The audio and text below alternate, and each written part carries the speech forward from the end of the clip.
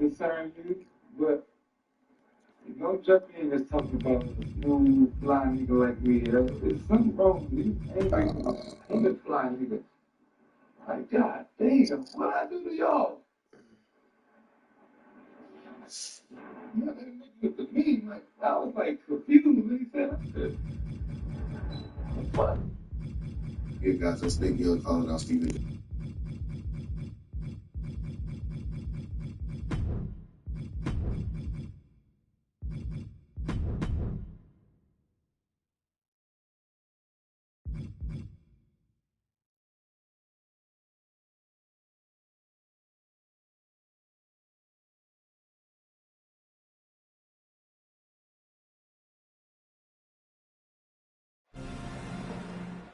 Some superstars have called the tables, ladders, and chairs at ringside a sort of candy land. Yeah. How disturbing is that, Byron? It's a disturbing mindset. Battling in a match like this does irreparable damage to your body. Yeah, but it can do the same to an opponent. There's no better way to incapacitate a rival than by beating him in a TLC match. And Cena with the wherewithal to counter. Turning the tables. Bulldog plants him. And that holds Cody back. And he turned it around. Pulled in for a belly to belly. Starting to climb the ladder. What could he be thinking? He's about creating a moment we won't forget, Saxton. Sends the knee into the face. That'll stop you. He's heading back to the ring.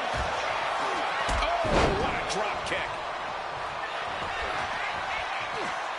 You know, I did break up a TLC match once, but I've never actually competed in one. So, Corey, in your mind, what's the best way to get the win in this kind of match?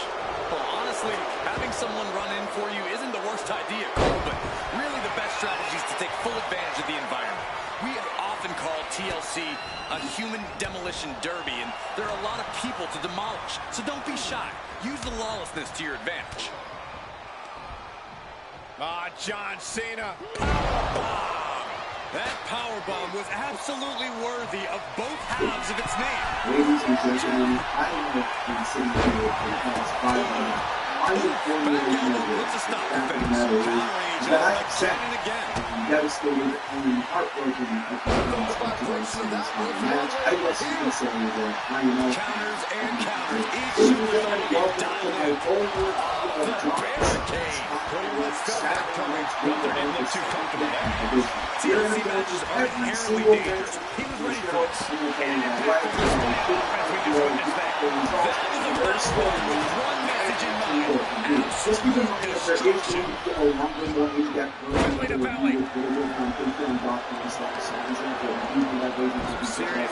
There's always been conflicted here. After this to the wrestling team, we always upload daily wrestling.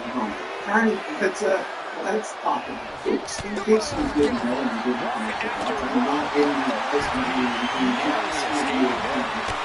That's tell you that I was actually that place in the so, one day we look at everything that was there, but keep in mind that this is the movement change back and forth was there. I think they have the production for the so it's possible that there was some nuance in that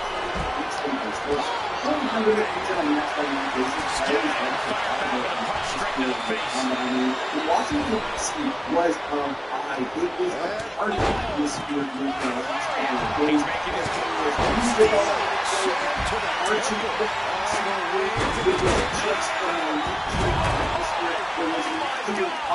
big risk taken, and it was a big mistake to do it. There really was just so much fun being there. That has been unfortunately sapped out in from existence because of the ending of this show.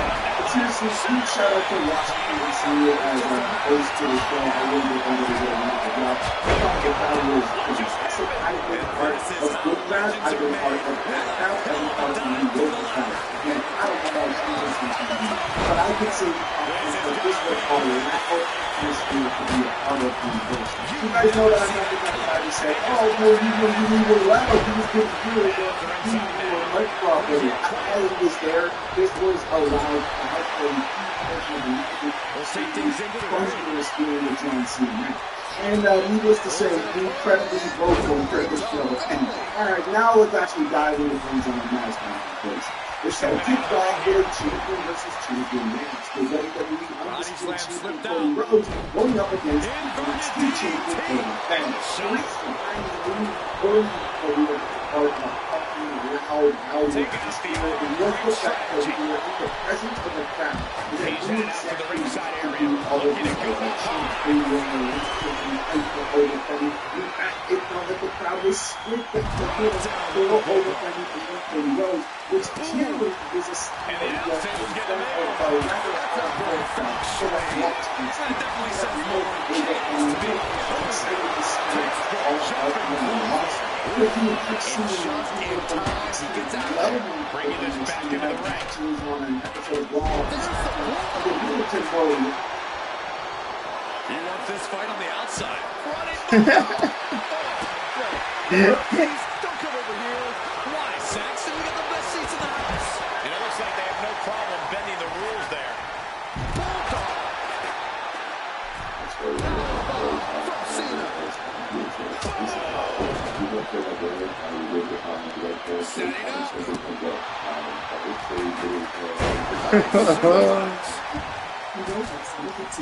Hooked up.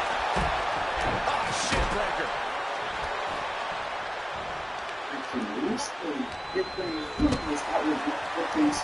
John Cena.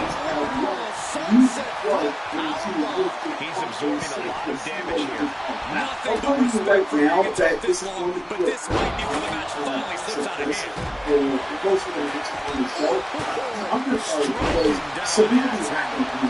This was one of the matches that I really could have benefited from being around it. This fucking was a good community. This is how you punish your opponent, and he's enjoying every minute of it.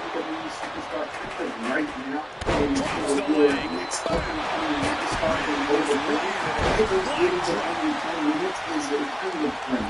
Hey, all credit to these guys because anything under 10 minutes that they got to put together a match, they probably did a wonderful job. Mostly a wonderful job at making people absolutely fucking stand so we know what Cody Rhodes is all about. And this show really was about showcasing the future of the WWE. And you have to take the Looks like he's Cody coming Rhodes back in. over from the selling his offense, you know,